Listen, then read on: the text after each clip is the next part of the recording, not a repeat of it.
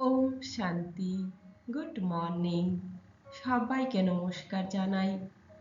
প্রজাপিতা ব্রহ্মা কুমারী ঈশ্বরীয় বিশ্ববিদ্যালয়ে প্রধান মুখ্য বিষয় হল রাজযোগ।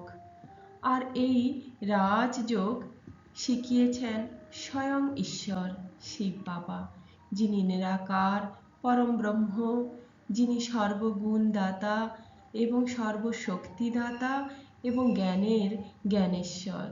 তিনি আমাদের আজ অন্তিম লগ্নে এসে আমাদেরকে রাজযোগের মাধ্যমে আমাদেরকে পবিত্র বানিয়েছেন। আর সারা পৃথিবীতে এই রাজযোগ শিক্ষা কেন্দ্র রয়েছে, প্রায় 142টি দেশে রয়েছে এবং কয়েক হাজার সেন্টার্স আছে। এই সেন্টারগুলোতে যেনারা প্রতিনিধিমূলক রূপে রয়েছেন রাজযোগ শেখানোর জন্য, তাদেরকে রাজযোগী টিচার বলা হয়। শিব বাবা তাই বলছেন একজন রাজযোগী টিচার কেমন হবেন, তার কি কি বৈশিষ্ট্য বা গুণাবলী থাকলে তিনি রাজযোগী টিচার হতে পারেন। আজকে আমরা জেনে নেব আমাদের রাজযোগী টিচারদের কিছু কর্তব্য এবং সেন্টারে বা সেবা কেন্দ্রে তারা কিভাবে সেটা পালন করে। কারণ যেনারা রাজযোগ শেখান সেই টিচারদের, সেই দিদিদের, সেই দাদাদের আমরা অনেক সময় অনেক কথা বলি, তার পেছনে সমালোচনা করি, কিন্তু আজ জেনে নিন ওনারা কি করেন। মার্চ 2, 2026 প্রাত মুরলিতে শিব বাবা বলছেন কোন বাচ্চাদের উপরে অনেক বড় রেসপন্সিবিলিটি রয়েছে, তাদের কিসের প্রতি মনোযোগ দেওয়া অত্যন্ত জরুরি।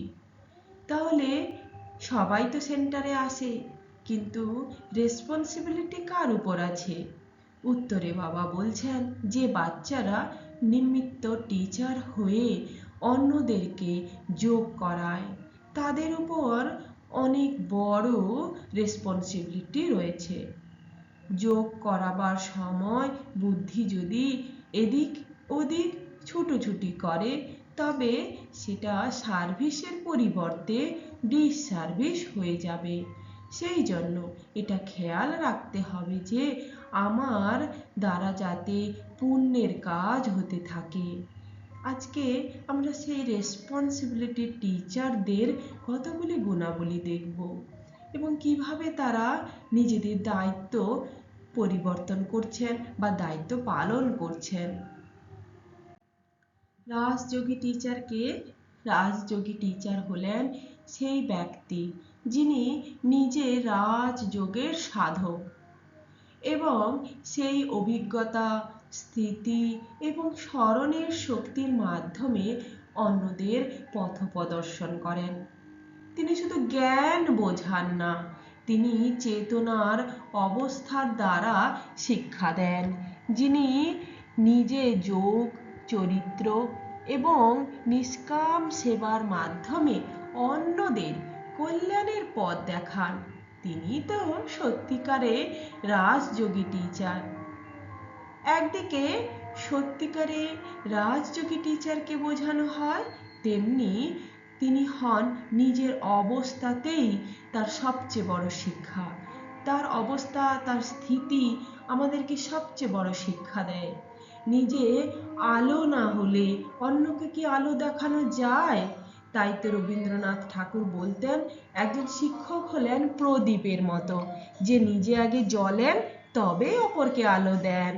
তাই নিজে যদি স্থির না হয় অপরকে কি করে স্থির করবেন? কোন বাচ্চাদের উপর বড় রেসপন্সিবিলিটি রয়েছে? যারা নিমিত্ত টিচার হয়ে অন্যদেরকে যোগ করায়, তাদের উপরই অত্যন্ত বড় রেসপন্সিবিলিটি রয়েছে। কারণ তারা কেবল নিজের জন্য নয়, বহু আত্মার কল্যাণের জন্য প্রার্থনা করেন। তাদের স্থিতি অনুযায়ী অন্যদের আকর্ষণ ও উপকার নির্ভর করে। টিচারদের নিজের যদি শিব বাবার স্মরণে না থাকে, তবে অন্যদের কিভাবে স্মরণ করাবেন? তাই এগুলো যদি কেউ কেউ না করে তখন সে পাপ কাজ করে, তখন সেটা হয়ে যায় ডিসসার্ভিস। আর বাবা বলছেন আর যদি এগুলো কেউ করে তবেই সেগুলো পুণ্যের কাজ। কিন্তু যদি বুদ্ধি এদিক ওদিক ছুটে বেড়ায়, দেহ অভিমান আসে, তবে সেই সার্ভিসই ডিসসার্ভিস হয়ে যায়। এবার চলুন জেনে নিই কিসের প্রতি মনোযোগ দেওয়া অত্যন্ত জরুরি।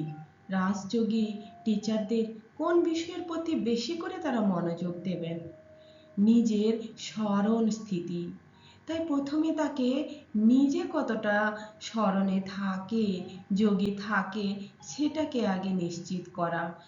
প্রশ্ন হলো, আমি কি সত্যি প্রিয়তম শিব বাবার স্মরণে বসে আছি? আমি কি অশরীরী অবস্থায় থাকি, দেহাভিমান থেকে মুক্ত থাকি, বুদ্ধিযোগ স্থির থাকে? বুদ্ধির একাগ্রতা। যদি টিচারের বুদ্ধি একাগ্র হয় তবে সে অন্যের বুদ্ধিকে নিয়ন্ত্রণ করতে পারে, ফলে তার পদভ্রষ্ট হওয়ার কোনো সম্ভাবনা থাকে না।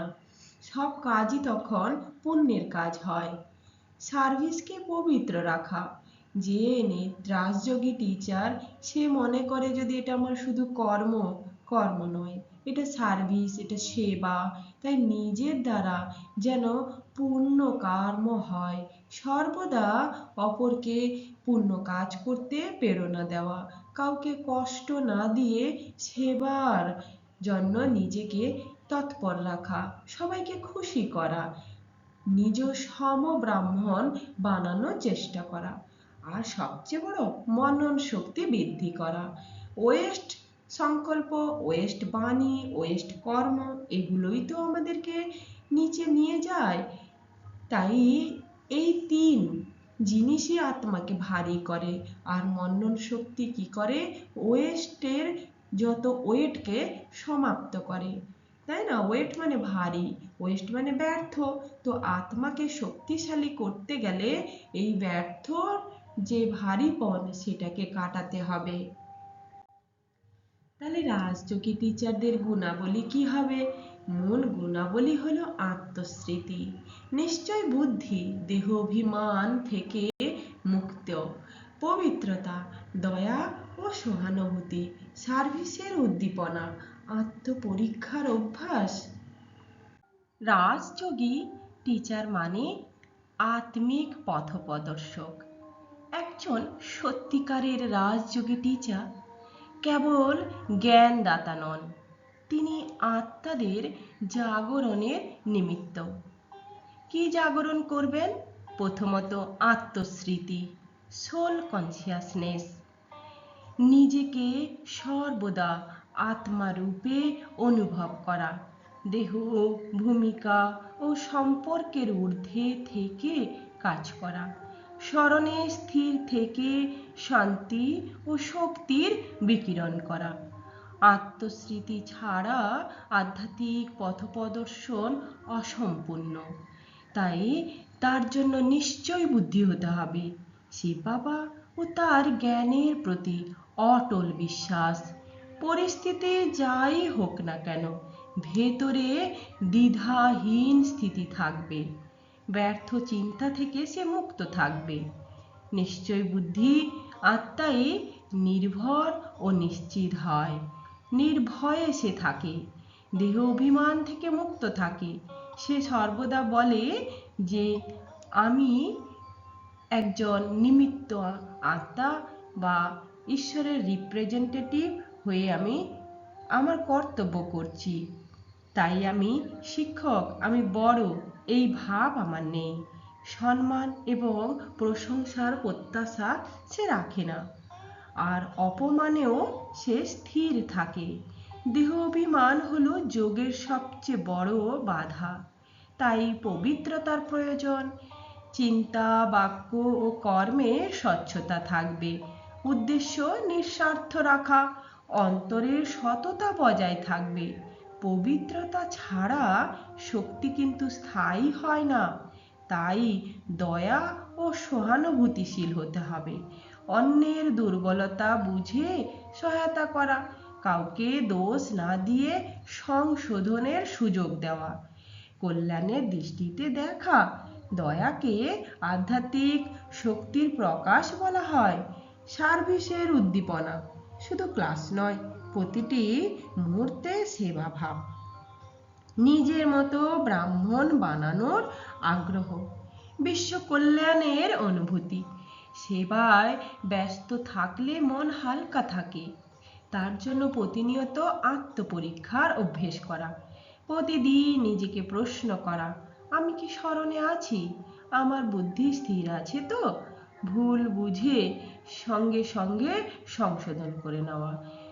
আত্মপরীক্ষা ছাড়া কখনোই উন্নতি সম্ভব নয়। রাজযোগী টিচার শক্তিশালী একটি পরিবেশ তৈরি করে। কিভাবে না, আত্মচেতনায় স্থির থেকে। রাজযোগী টিচার নিজেকে যখন আত্মারূপে অনুভব করেন, তখন একটি ধারণার উৎপত্তি হয়, আর সেটি হলো অভিজ্ঞতা। যখন তিনি নিজেকে দেহ নয়, আলোকবিন্দু চেতনা শক্তি রূপে অনুভব করেন, তখন অহংকার, ভয়, প্রতিক্রিয়া সব খারাপ অভ্যেসগুলো দূর হয় আর স্থিরতা বৃদ্ধি পায়। আর শিব বাবার স্মরণে স্থিরতা আসে। তিনি পরম পিতা শিব বাবার স্মরণে স্থির থেকে যোগ করান। নিজে যদি স্থির না থাকেন, তাহলে অপর কাউকে অনুভব করাতেই পারবেন না। যোগ করানো মানে কেবল চোখ বন্ধ করা নয় বা তাকিয়ে থাকা নয়। যোগ করানো মানে নিজের প্রথমে সংযুক্ত হওয়া, তারপর অন্যদের সংযুক্ত করানো। যেমন বিদ্যুৎ সংযোগ না থাকলে বাতি জ্বলে কি, তেমনি শিব বাবার সাথে যোগ না থাকলে আধ্যাত্মিক শক্তি প্রবাহিত হয় না। তিনি যখন স্মরণে স্থির থাকেন, পরিবেশ নিস্তব্ধ হয়, মন শান্ত হয়, আত্মারা আকর্ষিত হয়। কম্পনের মাধ্যমে কার্য। কম্পন, ভাইব্রেশন। তার যোগ কেবল শব্দের মাধ্যমে নয়, এক কম্পনের কাজ করে। আধ্যাত্মিক জগতে শব্দের চেয়ে স্থিতির কম্পন বেশি শক্তিশালী। এটা তো আমরা সবাই জানি। অস্থির শিক্ষক অস্থির পরিবেশ, স্থির শিক্ষক শান্ত পরিবেশ। শান্ত আত্মার তরঙ্গ অন্য আত্মার মন স্পর্শ করে। এই প্রভাব অদৃশ্য হলেও গভীর, দেখা যায় না, কিন্তু গভীর প্রভাব পড়ে। শক্তি পরিবেশক হয়, অর্থাৎ এনার্জি ট্রান্সমিটার হয়। যেমন তিনি ক্লাস নেওয়া ব্যক্তি নন, তিনি শক্তিশালী পরিবেশক, একজন নিজে উপস্থাপক, শান্তির উপস্থাপক। একজন সাধারণ শিক্ষক তথ্য দেন, একজন রাজযোগী শিক্ষক শক্তি ছড়ান, শান্তির তরঙ্গ ছড়ান, পবিত্রতার শক্তি অনুভব করান, আত্মবিশ্বাস জাগান, আত্মস্মৃতি জাগ্রত করান। তিনি নিজের অবস্থার দ্বারা অপরকে শেখান। সার্ভিসের উদ্দীপনা। রাজযোগ জীবনের প্রাণ শক্তি হলো সেবা। তাই সেবা মানে শুধু ভাষণ করলাম বা ক্লাস করালাম তা কিন্তু নয়। মনের শান্ত তরঙ্গ ছড়ানো কিন্তু সেবা। কাউকে সহানুভূতির দৃষ্টিতে দেখা, সেটা সেবা। নিজের বিকারকে জয় করা, এটিও বিশ্ব সেবা। রাজযোগী টিচার জানেন প্রতিটি চিন্তা, প্রতিটি কম্পনই সেবা। তাই নিজের মতো তিনি ব্রাহ্মণ বানানোর আগ্রহ সবার মধ্যে ছড়িয়ে দেন। সার্ভিসের প্রকৃত লক্ষ্য হলো সংখ্যা বাড়ানো নয়, গুণমান বৃদ্ধি করা, নিজের অভিজ্ঞতা শেয়ার করা, আত্মস্মৃতির অনুশীলন শেখানো, অন্যের ভেতরে আত্মবিশ্বাস জাগানো। আমি যেমন শিব বাবার সাথে যুক্ত, তুমিও তেমন যুক্ত হও। এই আন্তরিক আকাঙ্ক্ষাই প্রকৃত সার্ভিসের উদ্দীপনা। বিশ্ব কল্যাণের অনুভূতি। রাজযোগী টিচার ব্যক্তিগত উন্নতির বাইরে চিন্তা করেন। শুধু নিজে কেন্দ্র নয়, শুধু নিজের পরিবার নয়, পুরো বিশ্বের আত্মাদের কল্যাণে তিনি ধ্যান করেন এবং শান্তির তরঙ্গ বিশ্বে ছড়িয়ে দেন। এই রকম সেবায় তিনি সর্বদা নিজেকে ব্যস্ত রাখেন, যোগকে শক্তিশালী করেন আর মনকে হালকা করেন। যখন মন কেবল নিজের সমস্যা নিয়ে ব্যস্ত থাকে তখন মন কিন্তু ভারী হয়, আর মন যখন সেবায় ব্যস্ত থাকে তখন ব্যর্থ চিন্তা, ওয়েস্ট চিন্তা এগুলো কমে, আত্মসন্তুষ্টি বাড়ে, আভ্যন্তরীণ শক্তি কিন্তু বৃদ্ধি পায়।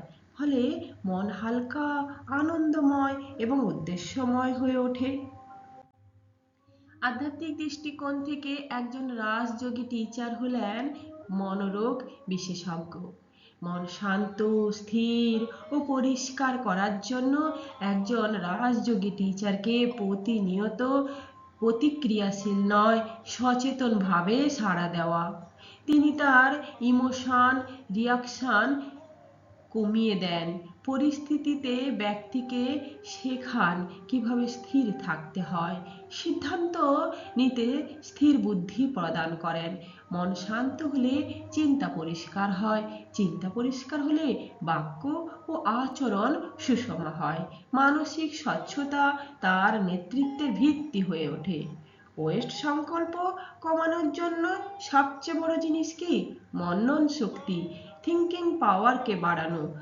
মন যদি সবসময় কিছু ব্যর্থ নিয়ে ভাবতে থাকে তাহলে সেখানে শক্তির হ্রাস হয়, মন তখন ভারী হয়ে যায়।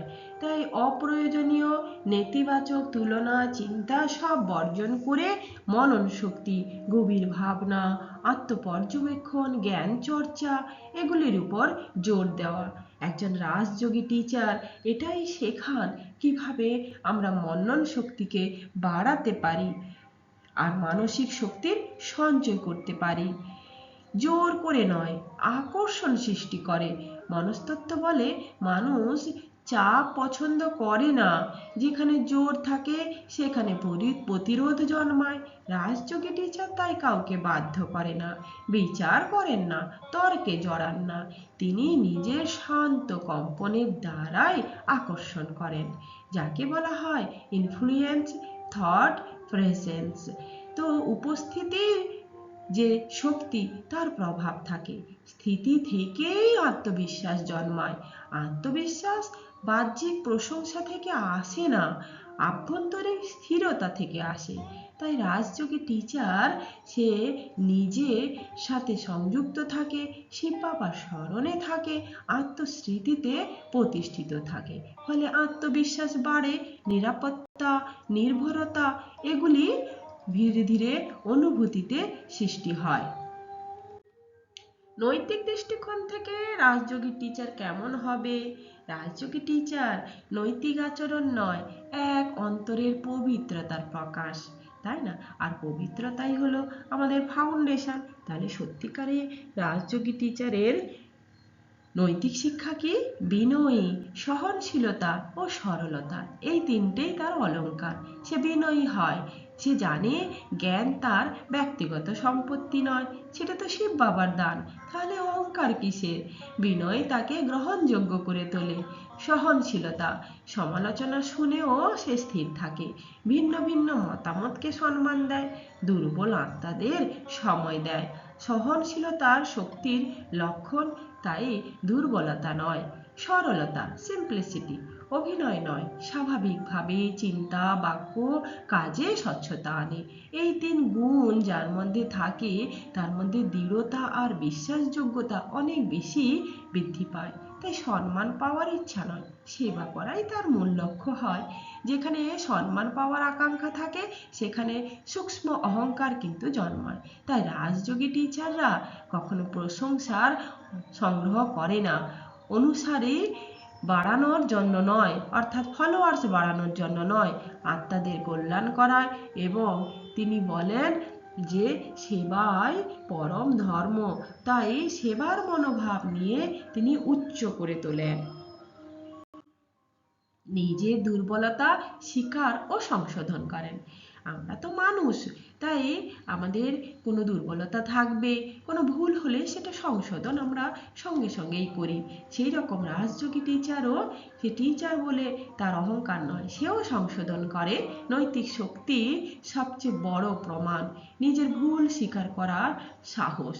রাজযোগী টিচার নিজের অবস্থার আত্মসমীক্ষা করেন, নিজের ভুল তিনি বুঝতে এবং সংশোধন করেন।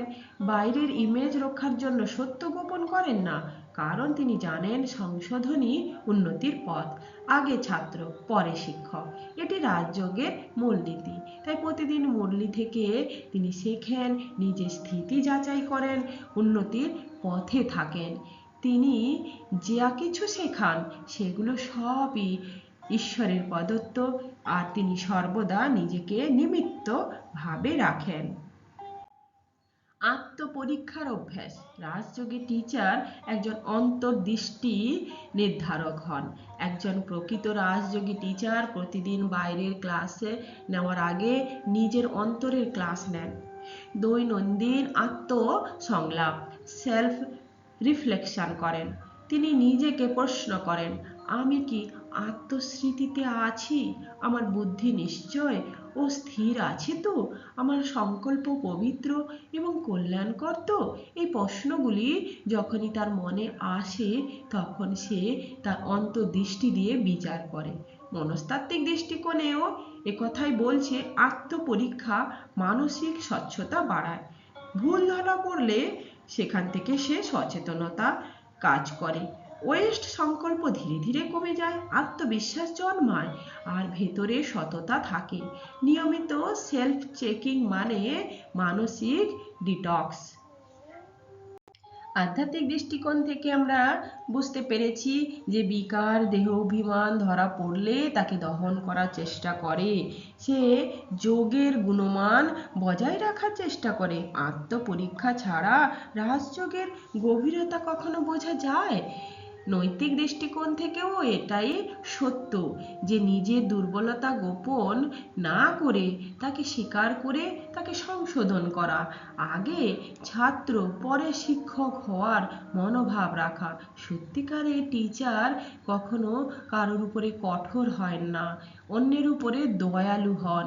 ব্যবহারিক প্রয়োগ করতে গেলে আপনাকে বা টিচাররা কি করে, 5 মিনিট নীরবে চেকিং করে, পজ, চেক, চেঞ্জ এই পদ্ধতি অনুসরণ করে, এবং কোনো সংকল্প তারা নোট করে।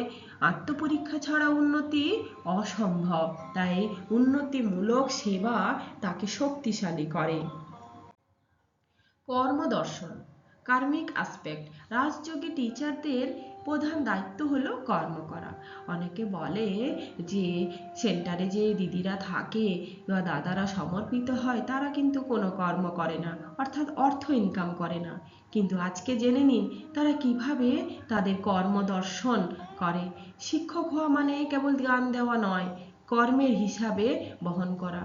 দায়িত্বের গভীরতা থাকে, সে জানে আমি টিচার হয়ে বসেছি, বহু আত্মার সামনে আদর্শ আমাকে স্থাপন করতে হবে, কথায় এবং কম্পনের প্রভাব সৃষ্টি করতে হবে, প্রতিটি মুহূর্তে কর্মফল সৃষ্টি করতে হবে।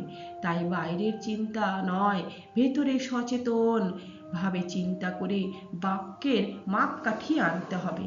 চিন্তা, বাক্য, কর্মের সূক্ষ্ম প্রভাব থাকবে। চিন্তা আমাদের এমন পবিত্র হবে যা শক্তিশালী কম্পন তৈরি করবে। বাক্য এত মধুর হবে, সম্পর্ক সুদৃঢ় হবে। কর্ম নিষ্কাম হলে পুণ্য সঞ্চিত হয়। তিনি জানেন অল্প দেহ অভিমানও কর্মের শক্তিকে কমিয়ে দেয়। তাই দেহ অভিমান একদম নয়। সার্ভিস মানে মান সম্মানের প্রত্যাশা নয়, নিজের শ্রেষ্ঠত্বকে দেখানো, নিজের শ্রেষ্ঠত্বকে উজাড় করে দেওয়া। প্রতিযোগিতামূলক সেবা নয়, শুধুমাত্র সবার কল্যাণমূলক মানসিকতা রাখা আর নিষ্কাম সেবা করা। আত্মস্মৃতিতে জাগ্রত থেকে পরম পিতার স্মরণে থেকে বিশ্ব কল্যাণ করা, তবে পূর্ণরূপী সম্পদ হবে। বৃহত্তর কর্মদর্শন, রাজযোগী টিচার বোঝান তিনি শুধু নিজের জন্য নয়, সমষ্টিগত পরিবেশের কর্মেও প্রভাবিত করেন। তার লক্ষ্য থাকে সার্ভিসকে সর্বদা পবিত্র, নিষ্কাম এবং স্মরণযুক্ত রাখা। সংগঠনেও তার ভূমিকা অনেক বেশি। রাজযোগী টিচার একটা প্রতিষ্ঠানের সমস্ত ভাই বোনেদের, বাইরে থেকে আগত বা ওই সেন্টারে যারা রয়েছে সব সংগঠনকে দৃঢ় করে রাখে। একজন রাজযোগী টিচার শুধু ব্যক্তিগত সাধক নন, তিনি একটি সংগঠনের স্তম্ভ শক্তি। তাই কেন্দ্রের শক্তি স্তম্ভ, তিনি কেন্দ্রের আধ্যাত্মিক পরিবেশ ধরে রাখেন, তার স্মরণ ও স্থিতির কেন্দ্রে কম্পন নির্ধারণ করেন। সংকটকালে তিনি মানসিক এবং আধ্যাত্মিক শক্তির সমর্থন হন। তার অন্তর্দৃষ্টি যত স্থির হয়, কেন্দ্র তত সুরক্ষিত হয়। নতুন আত্মাদের জন্য আকর্ষণের কেন্দ্রবিন্দু হয়ে ওঠেন। নতুনরা প্রথমে জ্ঞান নয়, কম্পন অনুভব করেন। তার শান্ত মুখ, মধুর বাক্য, স্থির দৃষ্টি নিরাপত্তা দেয়। তিনি জোর করে কাউকে টানেন না, স্বাভাবিকভাবে আকর্ষণ সৃষ্টি হয়। টিচার নিজেই হয়ে ওঠেন জীবন্ত উদাহরণ। পরিবেশ নির্মাতা, তার মানসিক অবস্থা সরাসরি প্রভাব ফেলে। ক্লাসের গভীরতা, কেন্দ্রের ঐক্য, সেবার গতি, আর একজন স্থির টিচার হিসাবে তিনি স্থিরতার দ্বারা শান্তির পরিবেশ তৈরি করেন। নীরব নেতৃত্ব, সাইলেন্ট যেটা লিডারশিপ, নির্দেশ দেওয়ার আগেই তিনি নিজে পালন করেন। মতভেদ তিনি আগুনে ঘি ঢালেন না, শান্তি ঢালেন। এটাই হলো নেতৃত্বের প্রধান শক্তি। রাজযোগী টিচার একজন ম্যানেজার নন, তিনি চেতনার সমন্বয়কারী ম্যানেজার। রাজযোগ তো একটা বৈজ্ঞানিক শক্তি, তাই না? একটা শক্তির সূক্ষ্ম একটি কার্যপ্রণালী। রাজযোগ কেবল আধ্যাত্মিক শিক্ষা নয়, একটি মানসতাত্ত্বিক ও শক্তির বিজ্ঞান রয়েছে। স্মরণে থাকলে আত্মা যে হালকা হয়, সেটা রাজযোগ টিচাররা প্রমাণ করেন। ওনারা সবসময় স্মরণে থাকেন, ফলে সবসময় ওনারা হালকা পবিত্র হয়ে ঘুরে বেড়ান। অপ্রয়োজনীয় চিন্তা কমে যায়, মানসিক চাপ হ্রাস পায়, আভ্যন্তরীণ ভার মুক্তি অনুভূতি হয়। তাই মনোবিজ্ঞানের ভাষায় এটাকে বলা হয় কগনিটিভ লোড কমিয়ে মনকে পরিষ্কার এবং কেন্দ্রীভূত করা। ফল কি হয়? স্থিরতা ও স্বচ্ছতা আসে। মনন শক্তি বাড়লে আভ্যন্তরীণ শক্তি কিন্তু বৃদ্ধি পায়, তাই না? কনসেন্ট্রেশন বৃদ্ধি পায়, নিউরাল ফোকাস বাড়ায়, সিদ্ধান্তে স্পষ্টতা আনে, আবেগ নিয়ন্ত্রিত হয়। তাই নিয়মিত যোগ চর্চা মনোযোগ এবং আবেগীয় বুদ্ধিমত্তাকে বৃদ্ধি করে। তাই আভ্যন্তরীণ শক্তি মানে আত্মনিয়ন্ত্রণ প্লাস মানসিক স্থিতি। তাই শক্তির কম্পন ও পরিবেশগত প্রভাবও বৃদ্ধি করে। রাজযোগী টিচার যখন যোগ শুরু করেন, তখন পরিবেশটা দেখেছেন কত শান্ত হয়ে যায়, অন্যদের মনোযোগ কত কেন্দ্রীভূত হয়, নিরাপত্তা ও আস্থার অনুভূতি কেন্দ্র হয়। তাই যোগ করানো মানে শক্তির ট্রান্সফরমেশন।